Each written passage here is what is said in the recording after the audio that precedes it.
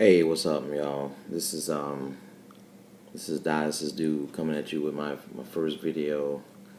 I'm actually sitting here 2:20 a.m. in the morning at St. Joseph's Hospital in Georgia.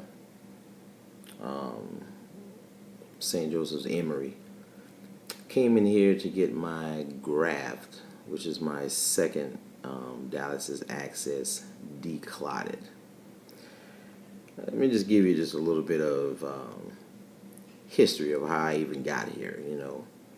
Back in October of 2012, me, my wife, and daughter were just going to the eye doctor to get some glasses for us all. Um, Went there. My daughter got her eyes checked. My wife got her eyes checked, and when it got to me, it was taking a little bit longer. And the doctor asked me, he said, "Sir, do you have high blood pressure?" And I was like, yeah, yeah. Are you a diabetic? And I said, yeah, yeah. He said, "I ask you that because I see a lot of hemorrhaging in your eyes, or a lot of swelling in the blood vessels in the back of your eyes. So I'm gonna need you to go to your primary care physician and get your blood pressure and your diabetes under control, because I can write you a prescription, but that prescription could change next week and you'll be back in here again for new glasses." So I'm like, wow, really? I just came in here for some glasses, and dude is telling me all this? Okay. So he actually told me to set up an appointment with I can't think of what this eye doctor is called, but it's an eye doctor type that was above the ones that you normally see at your regular eye doctors in the mall or whatever. So he sent me to him, and he basically confirmed what the eye doctor in the mall said, that, hey, if you keep going the route you're going, brother, you're going to be blind. You're going to lose your sight. I'm like, damn. I'm going to lose my sight? I came in here for some glasses. Just some glasses. That's all I came here for. I said, okay. I said, all right, okay. Well, I'm glad we caught it. We caught it. Da-da-da-da-da, this, that, and the third. I went to my primary care physician, got the blood work done, and so I went to the eye doctor. That was I think was a Monday. Went to the other doctor, I believe, on a Tuesday. I did all this stuff in a row. Went to my physician, I believe, the same day, that Tuesday. Physician called me back 2 days later. The office called me Thursday. Told me that, hey, we need you to go to the emergency room.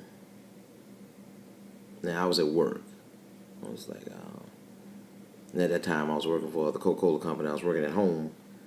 And this lady on the phone said, yeah, you need to go to the emergency room. I was like, well, for what?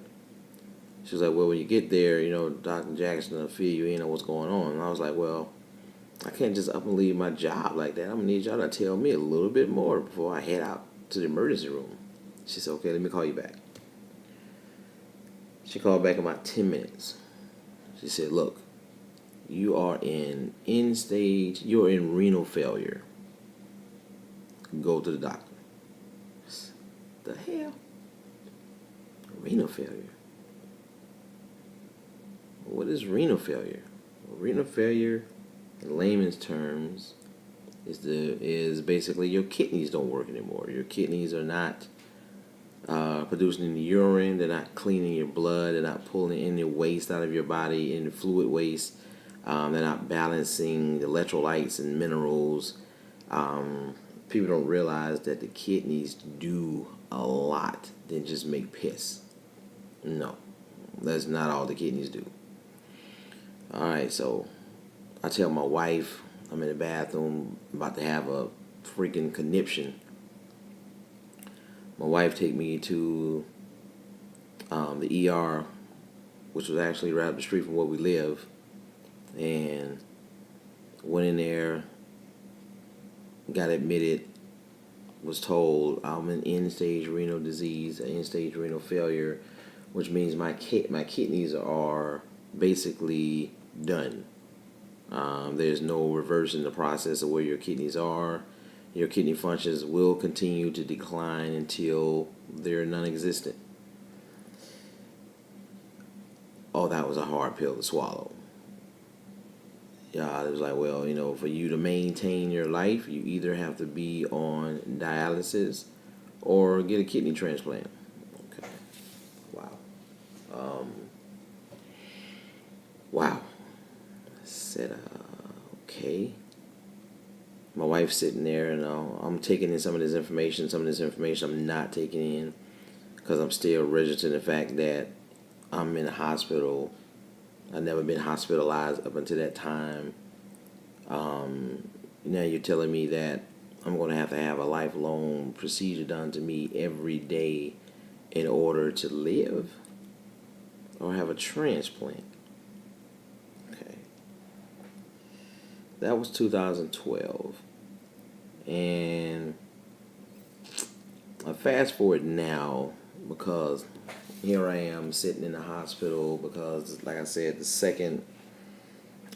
is my graph that they just worked on trying to declot. Found out it was clotted Monday. Technician tried to stick it. Pulled the needle out. Dark blood came out. The clot came out with it. I went straight to the emergency room. Got with my vascular surgeon.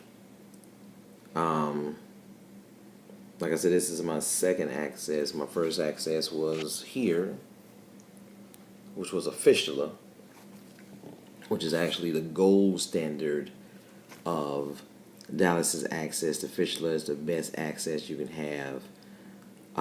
This, my friend, is the worst. It's called a vas cath. It's temporary. They use it for emergency purposes. The reason I have it is because I dialyzed Monday, Wednesday, Friday. My last dialysis was Friday, and Monday I didn't dialyze. I'm almost 3 days in without any dialysis, so I was feeling weak. My legs were weak. I'm feeling a little foggy and lightheaded, and just the things that go along with your body being full of toxins that they can't get rid of. And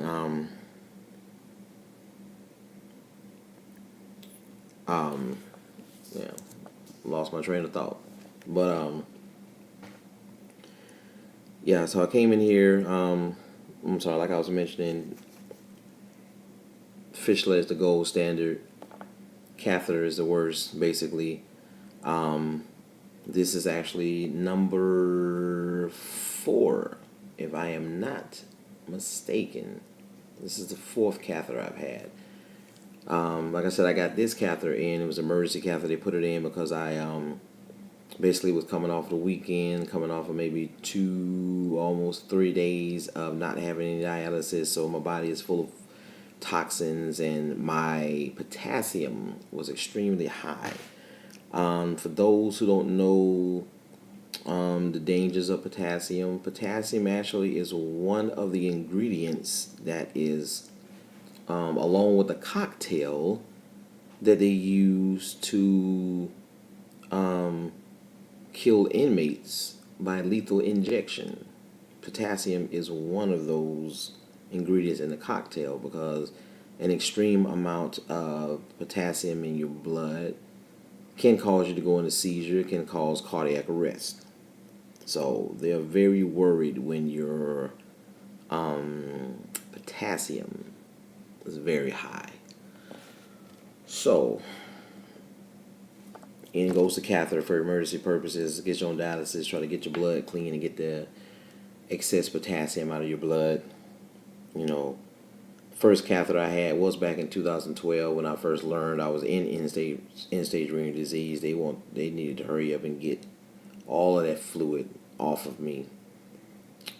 The second time I got one was when my first fistula clotted.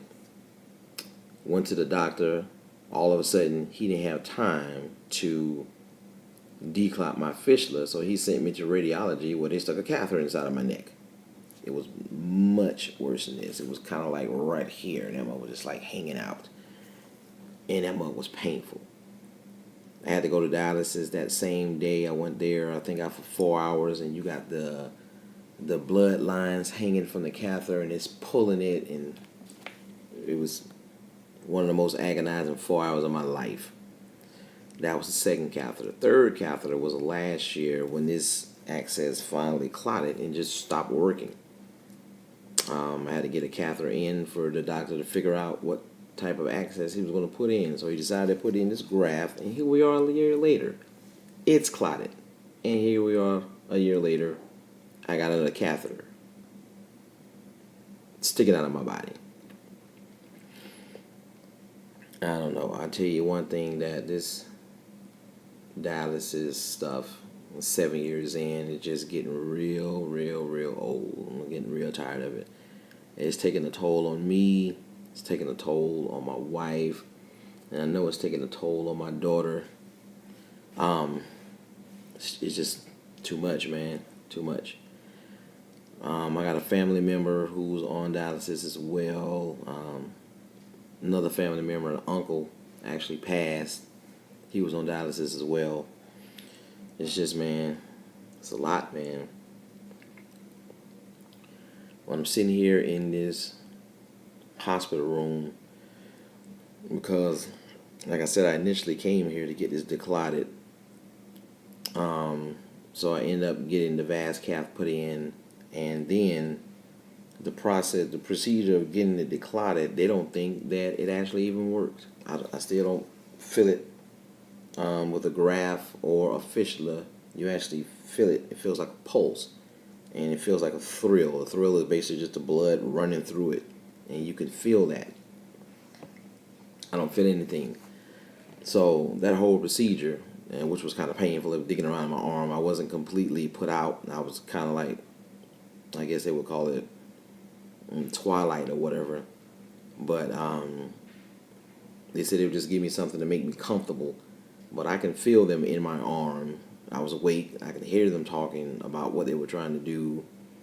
You just basically land on that table with a surgical cloth over your face, so you can't really see what's going on. You just hear it, and that's nerve-wracking in itself. So they're digging in my arm, they're digging, they're pulling, and this, that, and the third, and all that, and I don't think it even working. So here I am. I came in here Monday. Today is Tuesday, and I'm going to be here. Well, actually, I'm sorry. Today is Wednesday. So I'm not really sure how much longer I'm going to be in here. I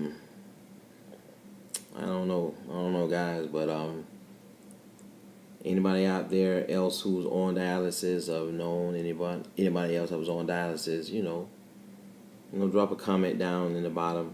We can talk, we can discuss. You can ask me questions about dialysis or whatever, and the ins and out of dialysis, what it does to your body, what it does to your mind, what it does to people around you, everything. I mean, people just don't realize how important the kidneys really are until they actually stop working. Guys, this is Dialysis Dude signing off again. If you got any questions, drop in the comments. I'll try to answer any questions. Like the video, subscribe to the channel. I definitely will be bringing more content talking about the ins and outs of dialysis, talking about my journey thus far, my journey until I got to this point.